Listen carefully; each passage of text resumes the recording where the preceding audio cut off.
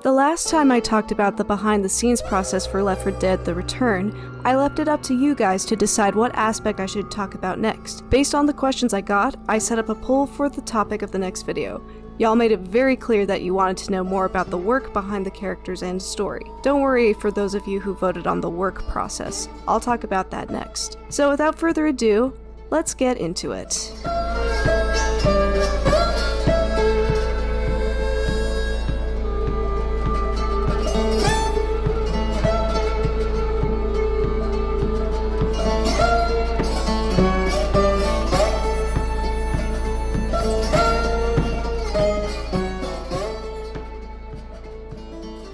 The question that spurred this video was concerned with how I wrote the characters and asking if I had any rules to keep them in character. I can't really talk about how I guided the character writing without also talking about how I guided the story in general, so I'm going to be combining the two for this. How do I put into words how it was to write for the survivors? Well, let's start off with where it was easy. Each of the survivors have a foundational stock personality that's recognizable from the get-go. Whether it's the optimistic office employee Lewis, or the cynical con artist Nick, you can easily identify each character's personality. That, in addition to the gigantic library of voice lines, makes writing the survivors a fairly straightforward task. Based on those foundational personality traits, I could easily deduce the kinds of things the survivors might say or do to keep them as true to character as possible. But of course, working with the foundational personalities only gets you so far. With a story like Left 4 Dead: The Return, the survivors had to do more than just spout one-liners or have funny, snappy conversations. They had to reflect,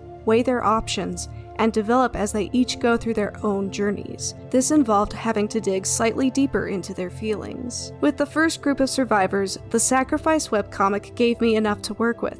I knew what Francis, Lewis, and Zoe went through when the virus first struck, and so I could play with how those things might motivate their actions or still affect them. For their part of the story, I wanted to focus on the lingering grief of Bill's death, fear of the infected, and an uncertain future, and the brief flicker of hope and connection in Rayford. It also goes without saying that I channeled a lot of COVID-19 loneliness and isolation into episode 1. The second group of survivors wasn't so easy. There was no origin or epilogue webcomic made for them. All we know about them comes from within the game and on the Wikia page. What was I supposed to do to give them some of the same depth that the first group of survivors had? I dug into what information was available, and I listened to a lot of their dialogue. I used the combination of each survivor's past and personality to help come up with some kind of origin flashback. For example, with Coach, I noted with his in-game dialogue that he made lots of "I can't be the only one left" remarks. Combining this with his attempts to keep the survivors together, I was able to come up with an origin flashback that made sense. This wasn't exactly the most original take on Coach's first couple of weeks, by the way, as at least a few other content creators have made scenes depicting Coach with his high school team. But in keeping with the tone of the Sacrifice webcomic, I focused on a different kind of execution to drive the emotions and motivation home. The same process works with the other survivors. Elsa's flashback was based around the theme of leaving home, while Rochelle was about getting caught in the middle of the very story she was working on, and Nick's was twofold. He learned that his lone wolf con artist ways wouldn't keep him alive in the apocalypse, and he continued to learn to care for the team's safety as much as his own. Now that's a lot to handle with an entire story like Left 4 Dead: The Return, and very often I worried that I wouldn't be able to keep the characters consistent, until I remembered the kind of story I was working with. When it comes to narrative work, there can be two different types of stories: internal and external. Internal is based on personal development, interpersonal relationships, and general dramatic themes, usually stuff inside or between the characters. External is more based around the things going on outside of the characters, like a virus that starts a massive zombie attack. In remembering that Left 4 Dead is a very external story experience, it made writing the characters a lot easier than I thought it would be, because it's hard to throw in an unnecessary conversation or out-of-character sequence when the characters have to deal with the chaos around them first. And in working with an external story, it helped me stay on target with the most important scenes or interactions, rather than getting lost in the weeds. And in the moments where I did find myself feeling aimless in my writing, I always returned to either the themes of the episode or the survivors to give me direction. If I had to change a scene so it worked better, then I did. As long as everything was thematically tight, I didn't stress too much about the rest. But how about the reunion itself? This was probably the part with both the characters and the story that I put the most thought into. It makes sense, being that it's something a lot of Left 4 Dead fans have wanted. The first part to tackle was the passing flashback. I wanted to put a strong positive emphasis on the event for both groups of survivors. Obviously, the extra manpower would have been a good thing, but the chance to connect with people who weren't zombies, even if only briefly, would have also been refreshing. However, I kept things about as brief as they were in the game. It was in writing episode 3 with the point of reunion and onwards that was difficult. In the first draft, the moment of reunion was very manufactured with little stakes involved. I tried cramming in too many interactions and trying to fit in as many scene ideas as possible. Eventually, I gave up halfway. It was just too much and nothing felt natural.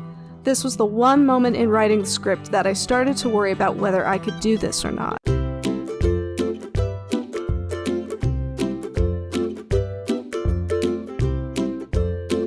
Then, as before, I returned to asking questions like, what's the most important thing going on here?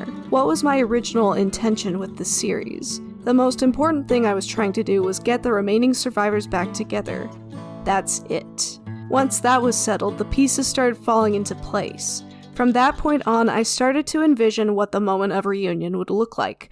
A moment where hope is vanishing and death is on the line. Then, just when the survivors least expect it, they find each other again. But being that this is Left 4 Dead, there isn't too much time to celebrate, which kicks us into the ultimate rush to get out of St. Louis and find different shelter together. And while the story wouldn't follow the survivors beyond the reunion, I did want to give some glimmers of what their lives together could be like.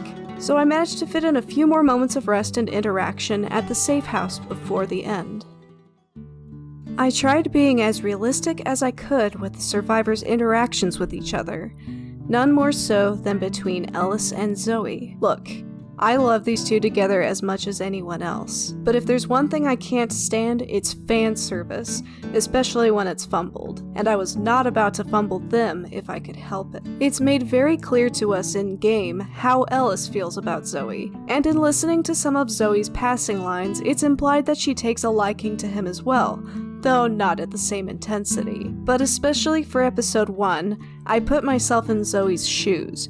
She escaped the military, she just lost Bill, and her group is down to 3. She wouldn't exactly be in the same kind of headspace as Ellis, even with whatever feelings she had about him. Even in episode 2, Ellis is going through a lot with his group. While he does think back on Zoe at one point, there's plenty of other things going through his mind, including his memories of the virus's gruesome beginnings. I tried to keep this grounded approach in episode 3, once the survivors reunited. When it came to giving Ellis and Zoe a moment of quiet and connection near the end, the moment needed to be slow. They don't actually really know each other that well when you think about it, especially outside the context of survival, but they are interested in each other. Whether it's Zoe's courage or Ellis's playful spirit, they each find something bright in each other that brings out their affection. Like with the survivors in general, I wanted to give a glimpse as to what their relationship could be like in the future too. I applied a similar treatment for Rochelle. Obviously there were sparks between her and Francis and Rayford, but like with Ellis and Zoe, it was a short, stressful amount of time they spent together, and having survived New Orleans, the military, and now St. Louis, I think Rochelle would be more focused on getting to the bunker first before entertaining romance with anyone in the group.